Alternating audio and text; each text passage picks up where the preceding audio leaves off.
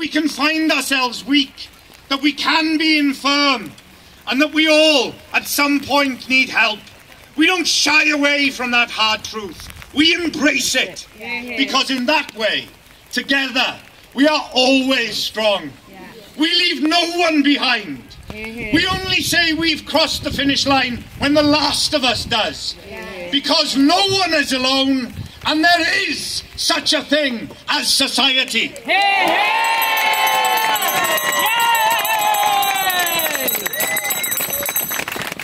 This is what I believe to be Aneurin Bevan's vision of a living tapestry of a mixed community, as he said.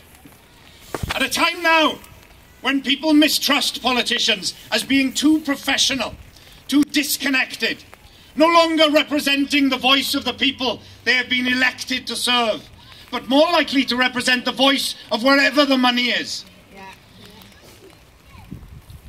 No longer standing for anything meaningful or inspired by strongly held beliefs. At a time like this, a man like Aneurin Bevan seems like a mythical creature, like a unicorn perhaps, or perhaps more fittingly, a dragon. He was a prophet. He didn't care what the polls were saying. He didn't worry about his PR or what the current popular trends might be. His vision was long-term. It was far-reaching, visionary in its scope, and revolutionary in its effects. He had cast-iron integrity and a raging passion. This was a man who had no fear in standing up for what he believed in, and he made no bones about how he felt. This was a man who publicly stated no amount of cajolery and no attempts at ethical or social seduction can eradicate from my heart a deep, burning hatred for the Tory party.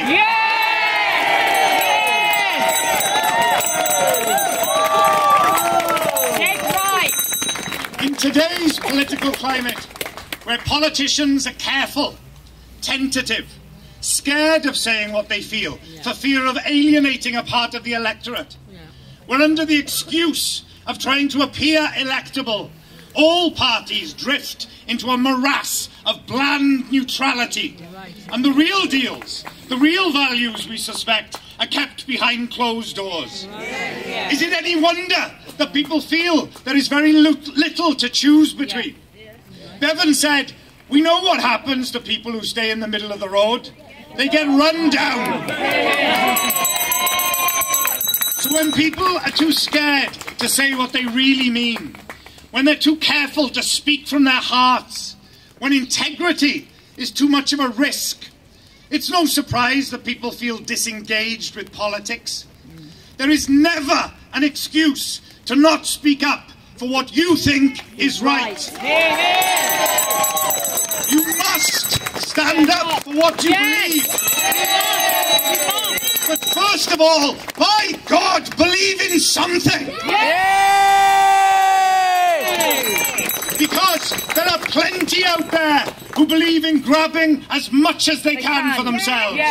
Constantly sniffing around for markets to exploit, for weakness to expose. They won't say it, of course. They're too smart for that. No one says they want to get rid of the NHS. Everyone praises it across all parties. It is about as powerful a symbol of goodness that we have. So it would be too dangerous not to. But for decades now, there has nevertheless been a systematic undermining of its core values. This is beyond party politics. The Labour government arguably did as much damage to the NHS as any Tory or coalition-led one. This is about who we want to be as a nation and what we believe is worth fighting for. Too many people have given too much and fought too hard for us to give away what they achieved and to be left with so very little. To those across the whole party political spectrum, and to anyone in any position of power or authority, I ask you to search your heart and look at who and what you serve. To those who have discarded all principles save that of profit before all else. To those who have turned their backs on the very idea of a truly democratic society. and aligned themselves to nothing but self-interest.